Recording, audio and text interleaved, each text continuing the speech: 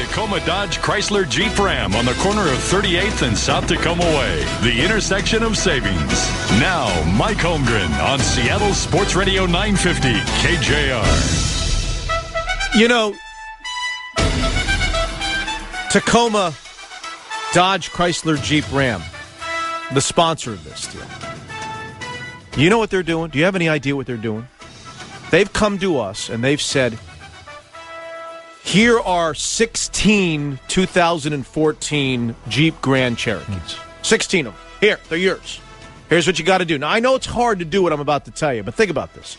Every week, we're taking one person. They got to go to the website and put their name in the hat.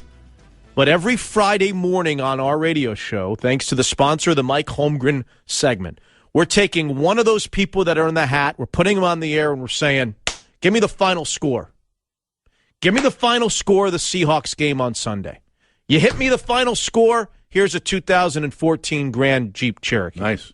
Grand Cherokee Jeep. And you know what? Once we give away that one on 1 week, the next week, here's another one to give it. We will, if we can, we'll give away, well, I guess now down to 15, because the guy, Brian Nishio, said Hawks 31-10. I know it's hard to pick a final score, and I know that you're contempt for prognostications, predictions, but that's what they're doing. Every Friday morning, they're saying, hey, here's a Grand Jeep Cherokee to give away to one guy if he can pick the final score. So go to the website at sportsradiokjr.com and put your name in the hat for this Friday, because somebody's going to have to predict the final score of the 49ers-Seahawks game on Sunday night, which could be a bloodbath. But we have time for that. Ladies and gentlemen, Mike Holmgren is here. Did you watch the game yesterday? Yes, I did. Yes, I did. You did. Did you watch every play? Watched every play. Every single play. Every single play. And if you would take some replays. That's right. Every play. Someone made me do that. Yes, someone made you do that. Made me do that. Did you feel like I couldn't even go out to the restroom? Did you? We had watchdogs and everything. Don't let him move. Don't let him move. No, you were kind enough to invite me over, and beautiful. I mean, it's a perfect way to watch a football game, and it was fun. It's the company. It's not the place. It's the company. Well, I don't know. I mean, you've always impressed me. Now, listen, I've always been very impressed with you and the job you do. Oh, but then when I saw where you live, the palace. My goodness. I think this is a perfect time just to say to you, so the Seahawks won 12-7. Yeah. As I did at 7 a.m. with you, I just want to throw the ball to you. Give us one of those great post-game Mike Holmgren speeches that inspire us. What did you like? What didn't you like? Give us some thoughts. Well, I was thinking last night when I went home, what I would do if I was Peter, or, if I was coaching that team and we had a game like that. The first thing I would tell the players is that great win. That's the first thing. I wouldn't talk about score or anything else, because when you open the season, and regardless of how you're viewed as a football team, and you're on the road and you have to travel the time zone, which was I thought was a big deal, and in a hostile place against a good quarterback and a decent football team, and you can win the game. Forget about the score. You won the game. You've done something special. It's so hard to win a game in this league. It is really hard, and as soon as you start taking for granted a win, or just it was an ugly win, I hate that expression. Those people that say it's an ugly win aren't in the trenches. They don't know how hard it is to win a game. That's the first thing I tell the team. Now, having said that, in the back of my mind, excuse me, I am thinking we didn't score enough points. That's what I'm thinking. And I would have been and then I'd work very hard last night and today and Tuesday in figuring out what happened, why that happened, because I think we're a better offensive football team than that, and then try and correct those things and then present it to the team that way. But in the locker room right after the game, I would congratulate that team, because that's a good win. And then, you know what? They're going home on the airplane after the game, and they're licking their wounds, and they're hurt, and they're sleeping and those kind of things. Let them enjoy it. Always enjoy the wins. And that would have been my speech after the game. Now, in analyzing the football game itself, they will run. They have to, and they will. They'll run the ball better. I think for the Seahawks to score a lot of points, I mean, I'm stating the obvious here, but for the Seahawks to score a lot of points, they have to run the ball better. They have to be in more third and short situations, second and short situations, to allow Russell, to give Russell options. So he's not going to be in the pocket. You're not going to run a little play-action boot thing if it's 3rd and 8. And that part of his game, that's part of their offensive game, is very, very effective, but you have to call it when people don't know you're going to call it. So that's something that they have to work on. The running game, yes, I thought Carolina, give them credit. They did a beautiful job of defending the run, and I think that had a big part of what happened in the football game. Look at the heroes. Curse. What a great catch. He wasn't particularly open on the play. There were two guys that were very, very close. And I know on deep throws, and Hugh knows this better than anybody, the quarterback, you can say, okay, I'm going to throw it up there and let him make the play. Or you can say, he's not open. I'm going to go elsewhere. And I don't think he was particularly open. I mean, I think Williams, the play before, had a better shot at it. Mm-hmm. But Kearse made the play. Beautiful catch. Beautiful catch. Then the most impressive thing to me, two things. The end of the game, how they handle the last 5 minutes coming out, that's big time. That is big time. Particularly thinking on how, I know it was defense last year got criticized for the end of games, but let's just talk about the end of a game, whether it's offense, defense, the ball is in your court. If you do this, you can win. If you don't, you might lose. They had to do something, and they did it. That's impressive. That's really impressive on the road. And then lastly, I think people that now all of a sudden want to look at Russell Wilson and say, well 12-7, don't worry about Russell Wilson. Russell Wilson's going to be just fine. He did a lot of great things in that game yesterday. And but offense is, you got to get the running game going, and they will. I want to talk to you about two things that you just went over. I got questions. I mean, that was perfect. That's exactly what we want. That breakdown from Mike Holmgren on the game yesterday. But the problem is, as you're talking, I don't want to interrupt, and the follow-up questions are just flying at me. Let's start with something that you and I talked about yesterday. In baseball, they say at the beginning of years that pitchers are ahead of hitters. That for whatever reason, it takes time for hitters to get going and pitchers come out strong, and you see a lot of low-scoring games. Is the same true about football? You're an offensive guy. Did you notice that your offense, it took a week or 2 or 3, whether it's Green Bay with Brett Favre or here with Matt Hasselbeck, our defenses, because they just pin their ears back for the most part and go, and offenses are built on timing and rapport, and they don't play a lot during the preseason. Is the same true in football, or is that much ado about nothing? I always thought it was true. I always thought it was it took the offense longer to be running on all cylinders. I think defensive football, you'd get arguments from defensive coaches. What do you mean? We got to do as many things as the offense does. And I say, no, you don't. I mean, you can say that, but you don't. I'm the nose tackle. I'm Brandon Mebane.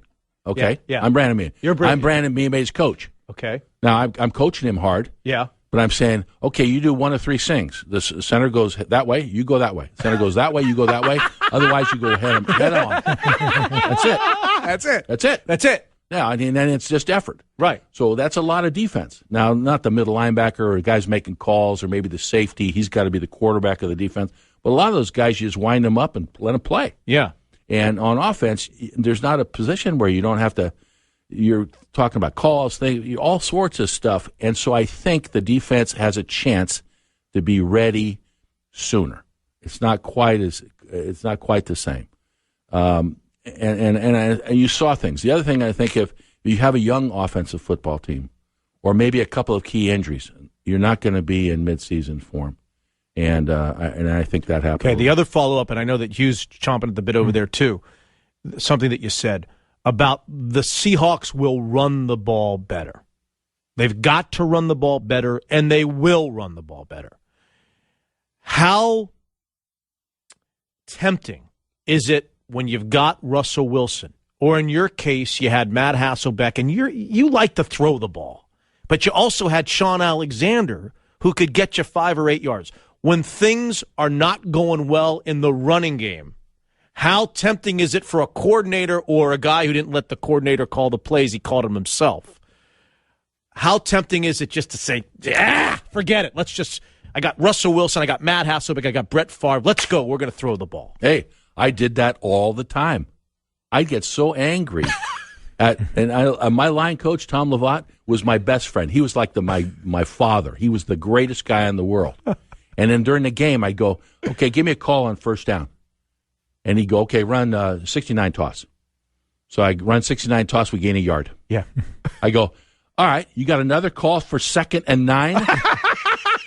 and he'd go, no. And so then we'd run a couple, and if it wasn't working, I go, okay, we're not running anymore. Just so you know, don't get upset. I am throwing the ball every play.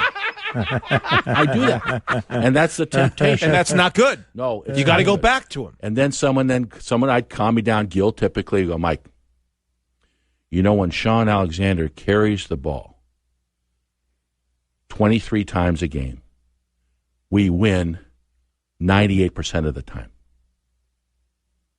And I go, what's your point? But he was trying to calm me down and just kind of let me know. And you're right. So when I said they will run the ball better. They got a lot of pride. They got good people.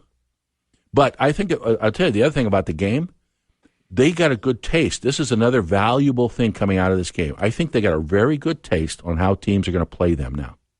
And that's good. You know, that's they can take that away and they go, okay, Russell, here's how they're going to pin you in a little bit. But they still got to stop Lynch. You know, Carolina, I thought, had a good defensive game plan.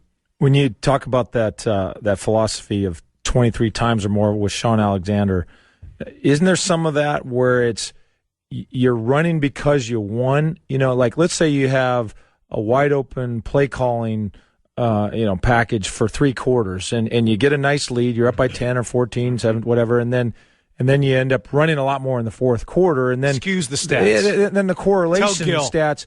Do you win because you ran, or did you run because you won? You know that because the passing game got you the lead. Exactly. I mean, the person asking the question is a statistical genius. So I don't even want to know what to say here. I don't know what to say. He has to be pinned into a corner. All right, let me ask you a different question. But you know what? You're right, though. And the best example I can think of is when I was coaching in San Francisco as the coordinator. That's exactly what would happen for 2.5 quarters, 3 quarters, and then you're leading by 10 or you're ahead. Now you want to eat up the clock. You're going to run more, and that's exactly what happened. Right. So when someone told me 23 carries, I was kidding around, but Hugh, actually, I was thinking a little bit about what you just said. I said, okay, that's all well and good, but that's what happens. Let me call the game thinking that I know the best way to move the ball. What play in this situation? Am I passing too much? Am I running too much? Don't think like that. I want to move the ball. I want to get first downs. I know where we are on the field. I know my personnel. Let me just call the game. And I think, honestly, I saw games yesterday that Carolina. I don't think Carolina did a very good job offensively at all. At all. Mm-hmm.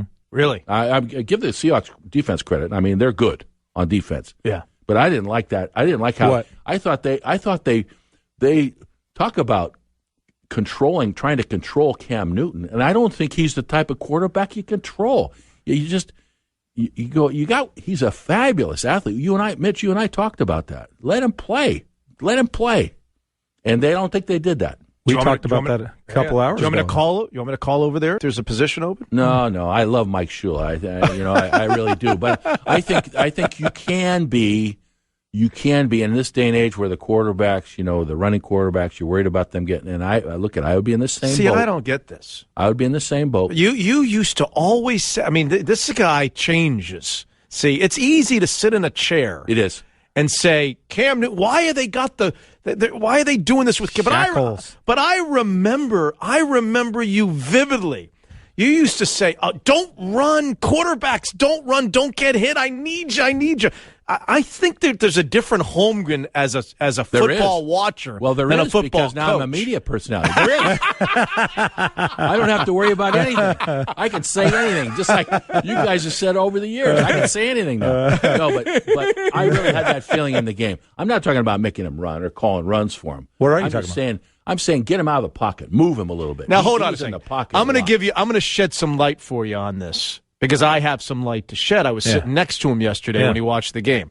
There were 2 or 3 times that Cam Newton left the pocket and ran that like a missile he is. And he went down a little short of the first time. First down? Can you remember those couple of times? It'd be like 2nd and 9, and he'd go and he'd get 8, and then he'd see the oncoming defender, and he'd go down a little bit, maybe a yard short. And he's over here. He's over here going, what are you going down for? Get that extra yard. Stick your head in there. Mitchie, did he go down early? Did you see him going down himself early? I was like, wait a second. What happened to the old Mike Holmgren? Well, I think he would kill a quarterback if he took an extra yard. I would say this. If you take Cam Newton and then you take Matt Hasselbeck, who played for me, he didn't know how to slide, first of all, Matt. He didn't know how to quarterback sneak. Zorn used to bring him tell out me he there. didn't know how to quarterback sneak. We brought a guy from the Mariners out to try and teach Matt how to slide because he'd go down in front, and it looked like one of those Gooneyberg crashing, when they're landing. And so I thought he'd get hurt doing that. So I said, you got to learn to. But I said, it's an important game. Get the first down.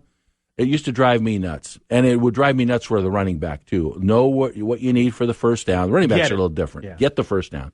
We were talking about how it takes longer for the offense to go than the defense, and you think about it in a Pro Bowl. If you had in 15 minutes, you could draw up a defense on a whiteboard, and the guys could go out and play defense. Offense is a different enterprise, but spoken by a true quarterback. But I think that's a mantra you hear for football for decades, and I believe it to be true. But the Seahawks were healthy this season in the offensive line, this preseason.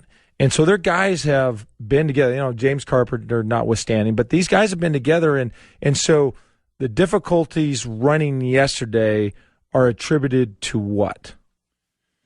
That's a good question. I'm not altogether sure. If in fact, you know more about the offensive line and how they were injured, if they had their guys and it just might take a little longer. And Carolina just said, we're going to stop this.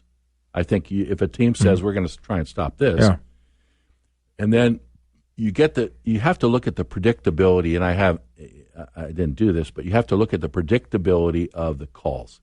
If you're running when everyone in the world thinks you're going to run, then you have a less of a chance to make it work. If you can pass a little bit more on first down, play action first down, run on. Mitch was teasing me yesterday that in the book he apparently kept on me that I used to run a lot on 2nd and 9, 2nd and 10, to try. But and I remember doing that because I like to throw on first down, and if you get an incomplete pass, then I try and get a manageable third down situation.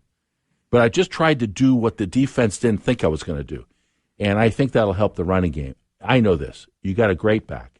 You have more than one great back, I guess now. With the Seahawks, you have a veteran offensive line. You have a good offensive line coach. It should work. It's going to work. It's just that I think Carolina played an inspired game up front, and I think their defensive line did a nice job. And I think one of their good players got thrown out of the game. Yeah. For throwing up. What I noticed about it. And I don't know whether I'm just seeing things or not, and I'll just throw this out to both you and Coach Holmgren. By the way, Coach Holmgren here every Monday during the football season to tell us his reaction to the Seahawks game the previous day. It seemed like as soon as Russell Wilson was turning to hand the ball off to Marshawn Lynch, that the linebackers of the Panthers, Kuechly in particular, were pinning their ears back and going, as if somebody told them, don't worry about play action, to the linebackers. Don't worry about the old play that I used to love to neutralize that, which was, and nobody runs it anymore, you hand the ball to the running back and he turns around and he pitches it back to the quarterback when everybody's committed to the run. It almost seemed like they just had no regard for play action or the consequences of that behavior, and they were just firing. The linebackers were just as soon as he turned to hand the ball off, they didn't know whether he was going to hand it off or not. They were just firing to the ball, and he had no, and therefore Marshawn had no chance. Did you notice that, or am I wrong about that? You're talking about the flea flicker there, and Mike can correct me, but you would generally call that if you felt like the safeties were flying. Okay, Because okay. if you're going to call it flea flicker, you want a big play. Defense. You want to get over the top. I mean, there may be an outlet on a corner. But it just seemed like the linebackers were coming hard as soon as he turned to hand the ball. And when they hit Zach Miller on the seam off of play action in the third quarter, it was almost as if they had gone in and kind of identified that fact at halftime. And so, I think that's one of those things you come back and you kind of analyze and say, boy, maybe there was some more play action opportunities. Yeah, I think that Carolina was smart that way because they said what we've been talking about. They said to see how this team we're playing, they have a great quarterback. And so much has been made of their quarterback and as deserved.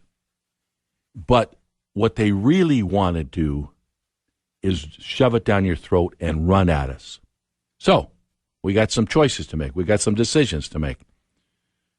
Teams, I think, last year, and I've said this on the air, I said teams last year would come in and play the Seahawks and say, okay, we got to deal with the running game. We'll rally around the rest of it, particularly early in the season. And then Russell got going at the end of the season. And I thought this year, okay, instead of starting with the running game, they're going to have to start dealing with the quarterback first. Carolina didn't do that. They just said, okay, we're going to play Russell this way. We're going to rush him when it calls for it this way. But we are committed to stop the run. If they play passes, they play passes. But we're going to stop the run, and they did that. Terrific stuff from Mike Holmgren. We've only just begun. 9:22 on a Monday morning. The Monday morning quarterback on 950 KJR. More of Mike Holmgren next. I'm Bradley Johnson with 1-800-DUI-AWAY, and I want to talk to you about a DUI involving marijuana. DUI cases usually involve alcohol, but we're seeing more and more stops resulting in arrests for driving under the influence of marijuana. Most people think it's harder for the police to detect and prove, but the officer simply needs to notice signs from red eyes to strange odors to make an arrest. Then you're going to be giving blood. Literally. So call us at 1-800-DUI-AWAY, because even if you have a prescription, you can find yourself in cuffs. The new marijuana laws may make it more liberal to smoke pot, but to drive with pot, they're the toughest they've ever been. Call 1-800-DUI-AWAY or go to 1-800-DUIAWAY.com to set up a free private consultation at 1325 4th Ave in Seattle or at our Everett and Tacoma locations. Don't smoke pot and drive. But if you do, call 1-800-DUI-AWAY. Play ball big time. Host your tournaments at the Southridge Sports and Events Complex in sunny Kennewick. With 4 lighted fields and 2 multi-use fields, it's perfect for baseball, softball, lacrosse, soccer. With multiple fields, options, and playgrounds, it's unlike anything on the West Coast. Get out there. Play ball in Kennewick. Southridge Sports and Events Complex. Scout it out at playsouthridge.com. Golfers, we're into September. Summer's slowly winding down, but there's still many great days of golf left at Willows Run and great deals, too. The whole month of September, take advantage of 1 hour early twilight. That's right, twilight rate every day now in September starts at 2 p.m. Willows Run makes it easy for you to play, even if you decide to do so at the last minute. Head over to willowsrun.com and get a tee time at Eagles Talon or Coyote Creek. Both 18 holes, both fun and challenging. Make time afterwards for a bite and a beverage at the Fire Creek Grill. Willows Run, convenient, challenging, and ready to extend the golf season. Need a place to watch the game? Head to Buckley's. With locations in Belltown and Queen Anne, every sports channel you could dream of, tons of flat screen TVs and great food, it's the perfect place for football fans to get together. Not to mention it's open 7 days a week. Head to BuckleySeattle.com for more info. Buckley's, a neighborhood pub with a sports pub. Hi, I'm Phil Bivens, owner of the huge Tacoma Dodge Chrysler Jeep Ram. We set an all-time sales record in August, and I want to beat that record in September. For a limited time, from now through the close of business on Monday, September 16th, we've got special manufacturer incentives to set an all-time Jeep sales record during our Jeep Celebration event. Our event is going on now exclusively at Tacoma Dodge Chrysler Jeep Ram on the corner of 38th and South Tacoma Way, the intersection of savings. Here's my general manager, Steve, to tell you how he's going to set our Jeep sales record. Phil, it's easy. Just get into Tacoma Dodge Chrysler Jeep Ram and buy your next new Jeep for a special price like this. New 2014 Jeep Patriot Sport starting at just $99.90. New 2013 Jeep Compass Sports for just $11,990. New 2013 Jeep Wrangler Sports for just $17,990. Or get the new 2014 Jeep Grand Cherokee Laredo, $6,500 off MSRP for just $26,990. We've got 0% for 72 months, and we're paying crazy prices for trade-ins. It's our record-breaking Jeep event going on right now exclusively at Tacoma Dodge Chrysler Jeep Ram. No matter where you live, go to TacomaDodge.com or see you when you get here. See dealer for details. Football. Let's make a play. You know the difference between iHeartRadio and football? We love football. No, the difference is that one is available anywhere, anytime at the push of a button, 24/7, 365. That's true. The other, football, disappears for months. But hey, it's back now. Yippee-ki-yay. We do have that. 1,500 stations available on your smartphone, tablet, or computer. iHeartRadio is now available on the Samsung ATIV Book 9 Lite. Silverado versus No Man's Land. When all that's between you and the next fill-up is desert, you don't want just any truck. The all-new Chevy Silverado offers the most fuel-efficient V8 of any pickup. To get through No Man's Land, no man should be without a Silverado. Put Silverado to the test at the Silverado versus All event at your Chevy dealer. EPA estimated 16 city, 23 highway, MPG two-wheel drive with available 5.3-liter V8. Have you thought about taking your passion for sports and turning it into a career? Full Sail University offers a sports marketing and media bachelor's degree that teaches you the skills you need to work in the sports industry. Courses covered include global sports marketing strategies, sports sales and sponsorships, sports marketing research, sports law and contracts, and sports licensing and intellectual property. To learn how you can get started on the road to your career in sports marketing and media, tap the ad below to get started today. Or visit fullsail.edu/iHeart. That's fullsail.edu/iHeart. You're listening to Mitch in the Morning on SportsRadioKJR.com. Leaders thrive on team focus, team building, and team sports. Lead your team to the perfect events facility in Kennewick. Southridge Sports and Events Complex, a 30,000 square foot indoor facility ideal for futsal, basketball, volleyball, and fixed with all the amenities to host your big league tournament. Get the most out of your tournament by hosting your event at Southridge. Scout it out at PlaySouthridge.com.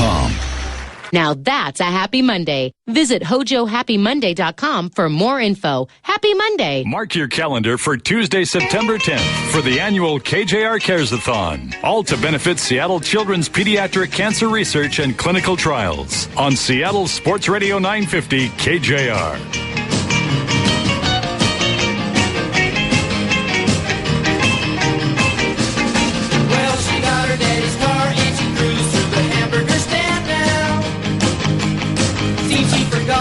What are you doing, kissing up to Holmgren? You know he likes this type of stuff. Look at him. He's pumping his fist, for God's sake. Well, he's doing a great job. I want to boy. keep it going. Wow.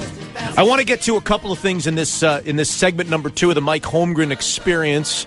The 9 o'clock hour on Mondays belongs to Mike Holmgren, and we're thrilled to have him, especially in the wake of a victory 12-7. A couple of things I want to do in this segment is I want to talk to you about, and I don't even know that I was sitting here during the break thinking about it, about a big regular season game that just seems to have so much importance, but at the same time, it's one game and you don't want the results of this game either way. So we'll get to that. I mean, that's the psychology of a head coach, because I was always kind of fascinated with the way you handled your team.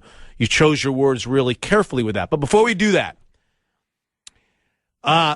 they get the ball back after it looks like for the longest time Carolina's going in for the go-ahead touchdown, and Earl Thomas misses a tackle and then comes back from behind and strips it away, and the Seahawks get minutes still to go, and you've got the ball at your own 8-yard line.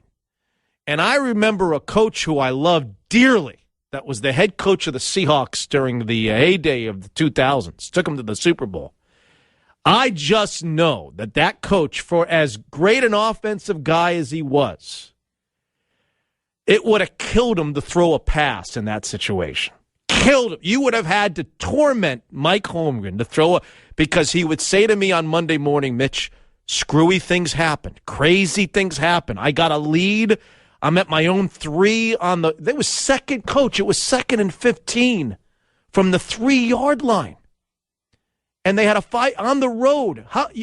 You would have run one of those. You would have run one of those draw plays that you're looking past. I'm going to look tough. I'm going to look like I'm going to pass it. Then I'm going to hand it to Sean Alexander. You know I'm right about this. Sure. Am I right about this? No, or am I right? that was a tough situation, and I commend Darrell Bevell for the call. I mean, it was it surprised me. Clearly, it surprised the Carolina defense. But that goes in line with what we were saying about calling a game. You have to have guts to call a game, and the head coach, has to give you the freedom to call the game the way you see fit.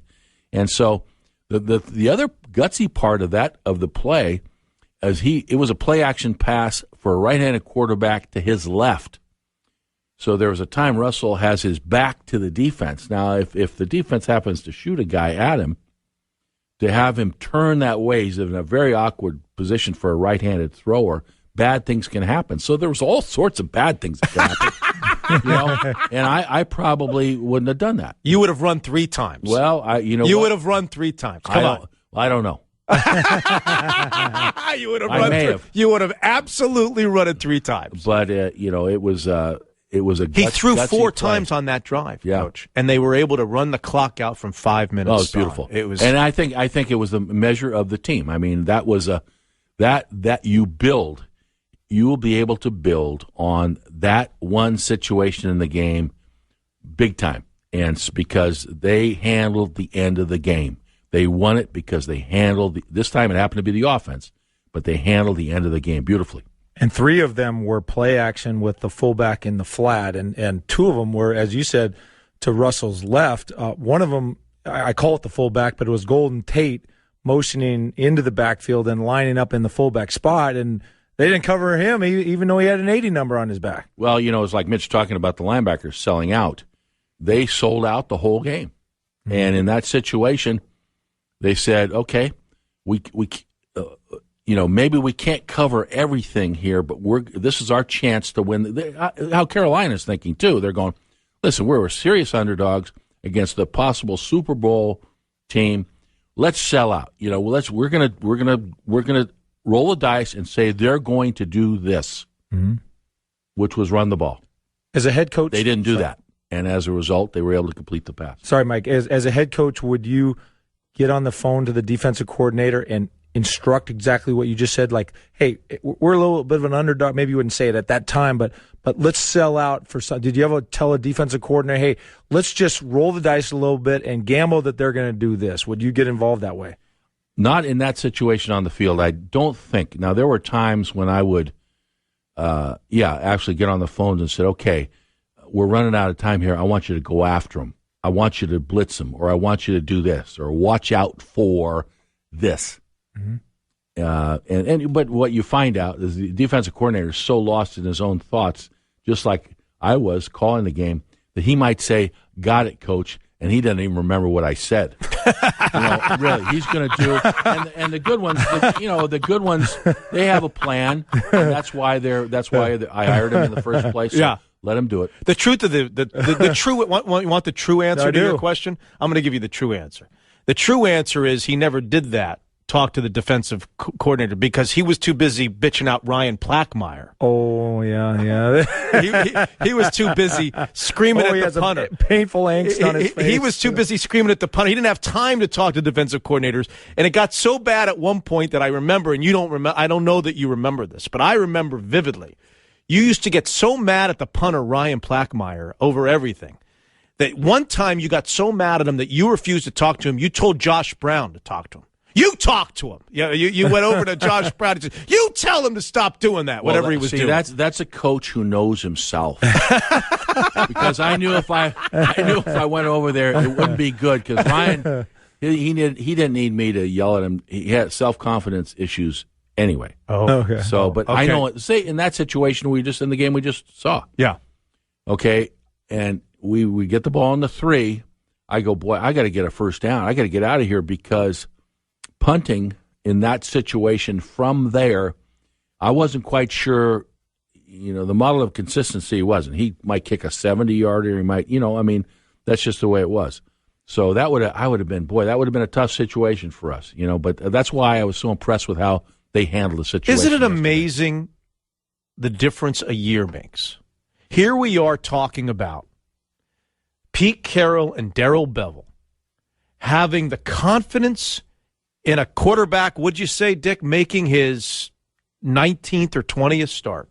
Enough confidence that at the 3-yard line, with the lead on the road on opening day, we're going to let this kid throw 4 times on that drive. Yet a year ago, they wouldn't let him throw it in the first half. Forget the fourth quarter. I mean, the training wheels. I mean, they were scared of their own shadow. It was Bob Greasy from the days of the Super Bowl. They threw it 8 times. They just handed it. I mean, they were so scared to let Russell Wilson do it. And a year later, they're letting him win the game for them and hold the ball to the end of the game in the last 5 minutes. Well, I think if you look at their season-ending stats last year, and stats aren't everything, but they threw for 3,000 yards, something like that, but ran the ball. It was kind of unbalanced. And I know this offseason they said, okay, we're going to have to be more balanced. I mean, and they have to be. I mean, they should be. And so it just. But in that situation, that's the key. In that situation, from that point on the field, in the last part of that game, that's the impressive thing to me. They had the guts to call the play, and then they had the execution. It was beautiful. It was just right. Well, we'll talk about the defense and holding 7 points. But you said that as you addressed the team, had you been in that locker room yesterday, you'd have said, "Hey, great win. It's the NFL. Don't discredit this." But in the back of your mind, you'd be thinking, we got to score more points. So we've touched on a little bit on the offensive line. Is there any other thing that after watching the game, you say, we got to score more points? How? Well, other than the running game, I think the balance there, if you rush the ball and get in better down and distance situations, then the passing game becomes easier. It just becomes easier. It becomes easier to call. It becomes easier to execute. Why? Well, because you get into situations where defense doesn't know, or they're guessing. They're really guessing on what you have to do. If you can keep them off balance that way, you have a much, much better chance of moving the football. Penalties hurt their offense. That was the other thing. I'm glad you brought that up, Mitch. Penalties, and we've talked about it early. Now, they didn't have the personal foul penalties, no types of penalties, but penalties hurt him yesterday, and that's a first game. That's a little bit of a first game thing, I think. It should be. I hope it is, because you can't have penalties put you in those situations either. I think what will happen is their receivers. I think because Sidney Rice didn't play in the preseason, and the receivers have been, to me, the receivers are kind of moving around, and we got to settle in on where we're going with the ball and who we want to have touch it, and those types of things, and then that'll improve the offense. Throwing it back at Carolina, the thing is, they're really good wide receiver, Steve Smith. Again, this is I don't think they did a very good job. I mean, if I'm there, he's going to touch the ball. He's going to get his touches. Every time he caught the ball, something good happened for them. I don't know how many catches he had, 3 or 4. And he should have had 10. Yeah. I mean, that's how you if you got a guy like that, get him the ball. Let him touch it. Okay. What I need everybody to help me during the break. Dick Fain, Hugh Millen, Mike Holmgren. We want to come up with a big regular season game, from the Mike Holmgren era. I don't think there's anything that compares to what's going to happen on Sunday night. But there's got to be one that we can all go back in our memory banks and think about a big early season or midseason, something away from the end of the year that everybody is pointing towards. I mean, this game is a monster, Coach.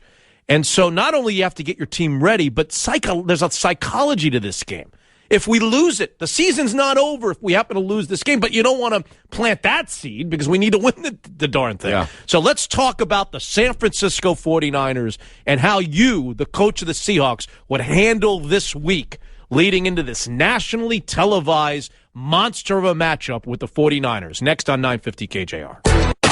This afternoon on the Ian Furness Show. Coming up today starting at noon, it's the first Overreaction Monday of the year, plus the first Hardcore Football of the year with Hugh Millen. We'll talk about the Carolina game and the Seahawks season getting underway today starting at 12. Hey, Hey, it's Mitch here with 25 handicapper Jack from Jack Carroll's Skagit Hyundai for the First Tee, the nonprofit youth development organization helping our kids build character and promote healthy choices through the game of golf. Jack, why have you become such a strong supporter of the First Tee? You know how much I love the game of golf, and I really care about kids. Growing up can be tough, and I want every kid in the community to have the opportunity to participate in the First Tee. The nice thing about the First Tee is the 9 core values they teach to every child in their program. Example, integrity, respect, honesty. You give kids tools like that, and there's no stopping them. And so what would you say to someone thinking about becoming involved as a donor like yourself or a coach or a volunteer for the First Tee? Are you kidding, Mitch? The First Tee can always use assistance with the program, either financially or as a volunteer coach or mentor. It's a lot of fun to work with the kids and the First Tee coaches. Just think, Jack, had the First Tee been around when you were a kid, you might be less than a 25 handicapper. Join Jack and me by supporting our kids in the First Tee today. Visit thefirsttseattle.org. That's thefirsttseattle.org. Tired of wearing the same old lederhosen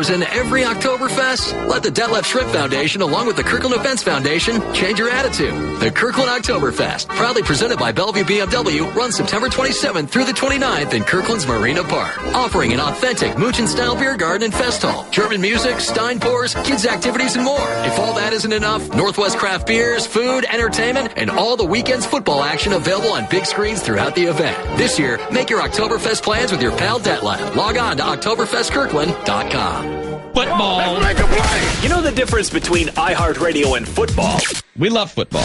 No, the difference is that one is available anywhere, anytime at the push of a button, 24/7, 365. That's true. The other, football, disappears for months. But hey, it's back now. Yippee-ki-yay. We do have that. 1,500 stations available on your smartphone, tablet, or computer. iHeartRadio is now available on the Samsung ATIV Book 9 Lite. Golfers, the season's not over. Yeah, the kids are back in school and the weather's a bit spotty, but so what? It's the perfect time to head up to Glen Eagle Golf Course. On Tuesday and Thursdays, you can play unlimited golf with a cart and range balls for just $35. Or how about on the weekends? You and your buddies can enjoy the foursome golf lunch combo, which includes 18 holes with the cart, a hot dog, and a beer. All for just $40. Book your tee time now at GlenEagleGC.com. Glen Eagle Golf Club. A country club feel at a public course price. These days, it seems like you can get practically anything on demand, like the music you're listening to right now on iHeartRadio. Did you know you can even get postage on demand at Stamps.com? It's like having the post office right at your desk. With Stamps.com, buy and print official U.S. postage for any letter or package using your own computer and printer. It's easy. Stamps.com will even send you a digital scale that automatically calculates the exact postage you need for any class of mail. You won't need one of those expensive postage meters. In fact, Stamps.com offers more features than a meter at just a fraction of the cost. Plus, you'll never have to go to the post office again. Right now, Stamps.com has a special offer for iHeartRadio listeners. A no-risk trial plus a $110 bonus offer that includes a digital scale and up to $55 free postage. Don't wait. Try Stamps.com today. Click on the banner or go to Stamps.com, click on the microphone, and type in iHeart. That's Stamps.com, promo code iHeart. If you're looking for the fastest in-home Wi-Fi for all rooms, all devices, all the time, you're ready for Xfinity from Comcast. Get the best with Xfinity Internet, TV, and voice for $19.99 each a month for 6 months when you bundle 2 or all 3. Plus, get a free self-install kit. Hurry, offer ends September 22nd. Call 1-800-XFINITY for this offer or visit Comcast.com for other great offers. Restrictions apply. Limited to digital starter TV, performance internet, and unlimited voice for new residential customers. After promo, regular rates apply. Equipment, professional installation, taxes, and fees extra. Tailgate with mouthwatering steaks or juicy burgers at the Seattle game between the Cougars and Stanford on September 28th. Just go to Ian's page on sportsradiokjr.com this Thursday and Friday for your chance to win tickets. Beef, it's what's for tailgating. Monday Night Football, season premiere doubleheader. All the innovation of a cutting-edge game plan. I love what Chip is doing. The fast break style of offense. All the hard work to settle unfinished business. Robert Griffin III is the most electrifying player in pro football. All leads to this moment.